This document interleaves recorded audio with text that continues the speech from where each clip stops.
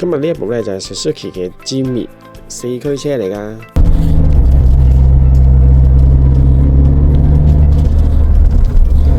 好啦，呢度好連續嘅幾個彎啦，咁啊翻腳啊再上啊咁樣啦。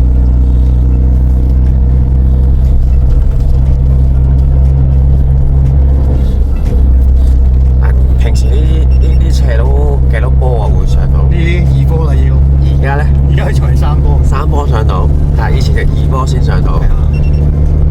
仲有冇力上啊？即仲可唔可以轉4波咧？估應該就穩啲啦。唔係你 OK 3波 OK， 以前就2波啫。係啊。哇，咁啊轉數好高咯咪？係啊，冇計㗎啦。係啊，要出冇力咗。OK， 試完車啦喎，問一問車主先，個整體表現點樣咧？呢個 Pedal Box OK 嘅，轉數係將呢個轉數係改善咗嘅，上得快咗嘅。係，即係最重要就係你轉波嗰下啦。係啦，同埋翻腳嗰下。翻腳嗰下喺斜路翻腳嗰下。冇錯。OK， 啊咁啊速度上面會唔會話架車好力咗咧？好力咗嘅，即係感覺上好力咗㗎啦。係冇錯。其實而家就真係用翻架車嘅性能，原有嘅性能嚟嘅嚇。